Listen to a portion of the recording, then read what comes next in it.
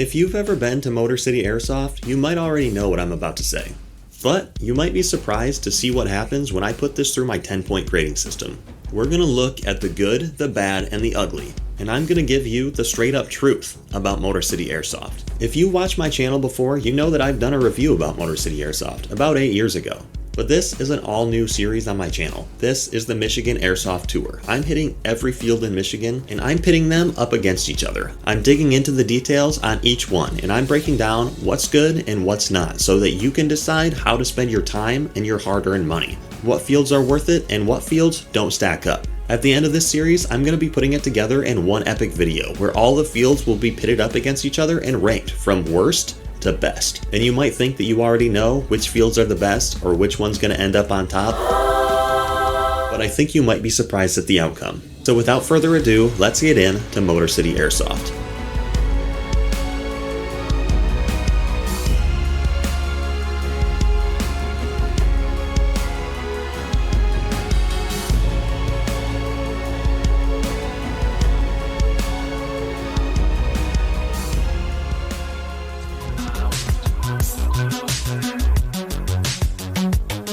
Point number 1, field layout and design. They're getting an 8 out of 10 here. I've been to Motor City a handful of times in the last 10 years. Overall, the layout has remained relatively unchanged. There are some differences with some of the structures, but they're kind of confined with this one to the way that the building itself is laid out. And this isn't necessarily a bad thing because the flow works relatively well. There are plenty of routes to get around the field so you don't get trapped in your spawn and you can get all those sneaky flanks in.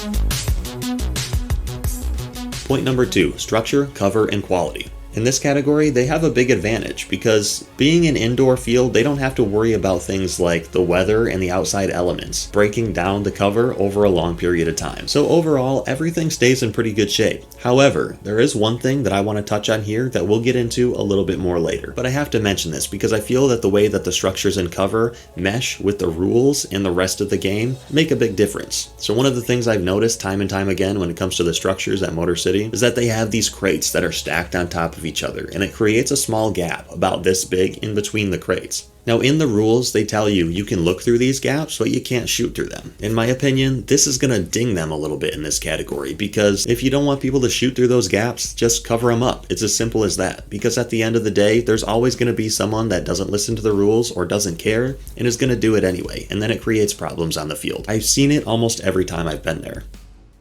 So overall, structure, cover, and quality is getting a 7 out of 10 from me.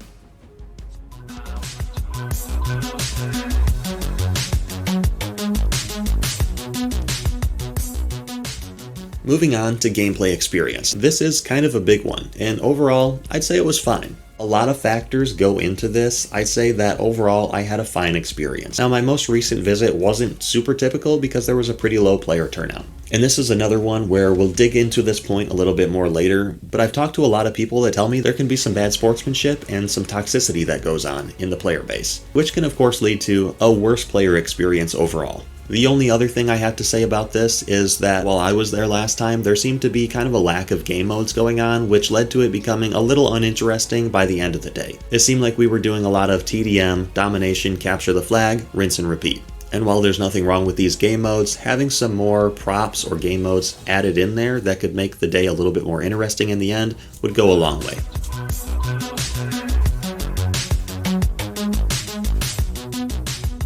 Number 4, staff and ref quality. This is a huge one, and unfortunately, it's a pretty low score for them, with just a 4 out of 10. And let me tell you why. In my time there, we had one ref on the field the entire time, and when I say on the field, I mean that he explained the game rules, sent us to our spawns, started the game, and then sat by the door on his phone the entire time. The ref seemed uninterested overall, and like he really didn't want to be there. This can lead to bigger problems on the field, contributing to some of that lack of sportsmanship, and poses some potential safety problems as well. In fact, as you can see in this video, in some instances it took 20-30 seconds for him to look up from his phone, realize that the objective had been captured, and announce it. So all I have to say is this needs some serious work.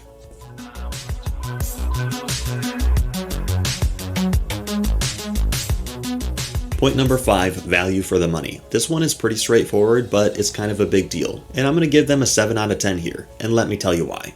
The biggest thing they have going for them in this category is that they kept the games running constantly. It was come off the field, reload, 3 to 5 minutes, and we're back out. Next game. And when it comes to value, not sitting around in between games and getting a lot of gameplay in is a huge factor here. So that's why they're getting a 7 out of 10. Good job on that one.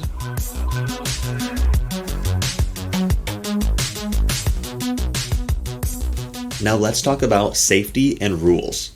They're getting a 6 out of 10. This is an area where I feel they could really use some work. And let me tell you a couple reasons why they're getting a 6 in this category. The safety was fine overall, but the rules need some serious work. Being an HPA user, I always look at the joule limits on the websites ahead of time before I go to the field, and I set them accordingly. And this instance was no different. However, when I got there and I went through chrono, we had a big problem. I was shooting exactly where I set it, which was within the limits stated on the website. But then I was told by that staff member that I had to turn my gun down because HPA is capped to 0.2 joules lower than everybody else. Huh?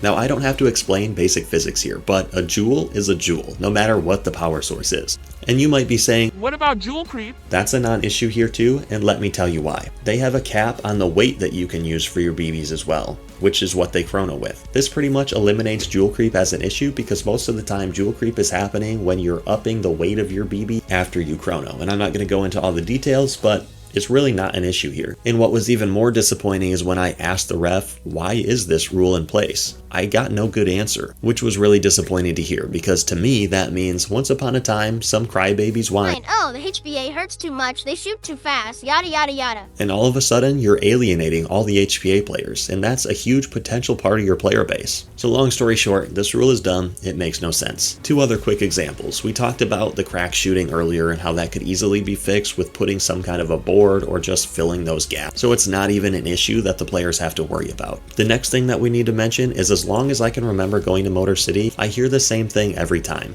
Don't shoot the lights, don't shoot the sprinklers. And while that obviously makes a lot of sense, there's one big issue I have with it. If they are indeed so concerned about this happening, plexiglass is a thing, and I shouldn't have to tell you how that can be applied to this situation because it's kind of obvious. The reason that they're getting a 6 here is because I feel like a lot of these rules are putting the burden on the player instead of just taking a little bit of effort on their part and making them non-issues altogether. So for the field, I would recommend put a little bit of thought and a little bit of effort into these issues, and I think it would go a long way with your rule set.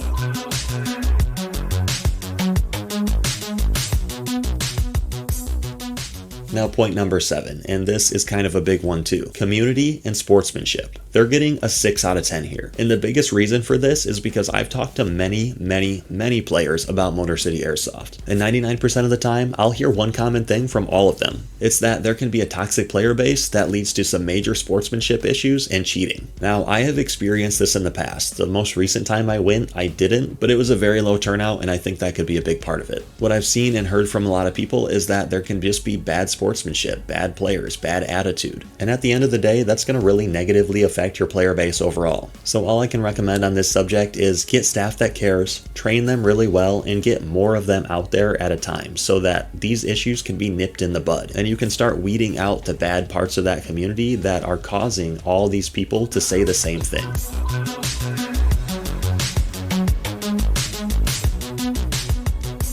Number 8's a quick and easy one, amenities and facilities. They're getting an 8 here, and put simply, they have drinks, they have snacks, they have working bathrooms, and they have a shop where they sell all the basics that you need to stay in the game. While there have been times that I've been there in the past, the shop was significantly better stocked than the most recent time I was there. It seems like they have all the necessities, BBs, batteries, stuff that you might need throughout your time there.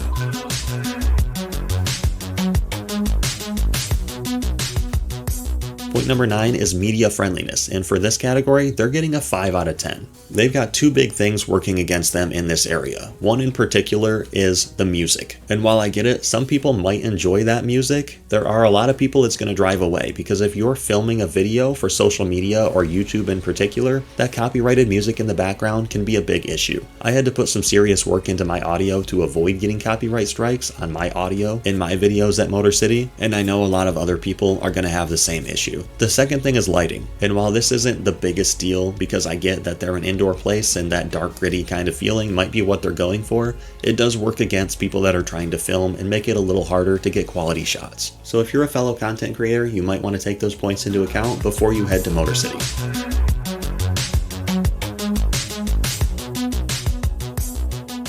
And last but not least, number 10 is replay value and X factor. And in this category, Motor City gets a 9, and let me tell you why. They have a big advantage in this category because they're the only indoor airsoft field in Michigan. So what it boils down to is if you want to play indoor, if you like CQB, or if you want to play during the wintertime, you're probably going to find yourself at Motor City Airsoft because it's the only indoor facility in the state. And that is their X factor. That gives them a big leg up in a lot of instances. So if indoor airsoft is really your thing, you're probably going to find yourself back at Motor City Airsoft more than once. So that's it. That leaves Motor City Airsoft with a total score of 67 out of 100. But I want to hear from you. Let me know down in the comments. Do you think that these scores were fair? Was I too easy or too hard on Motor City? But most importantly, if you want to know how Motor City's 67 stacks up against all the other fields in Michigan, then make sure to subscribe because I'm going to do a deep dive on every field. They're all going to get reviewed, and in the end, I'm going to put together one massive epic video that pits them all together. And I'm going to tell you which fields are the absolute worst and which fields are the absolute best in the entire state. So as always, thank you so much for watching, and I can't wait to see you next time.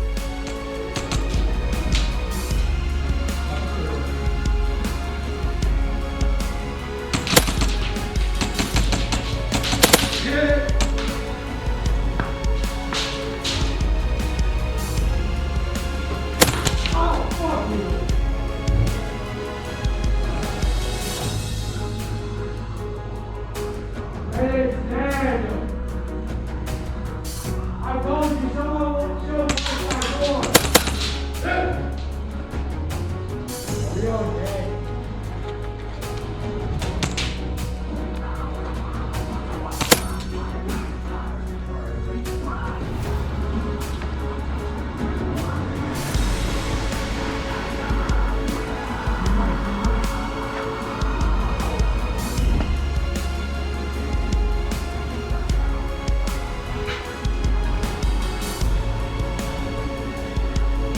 I think that's got to be everyone. Unless I missed someone in here. No, that's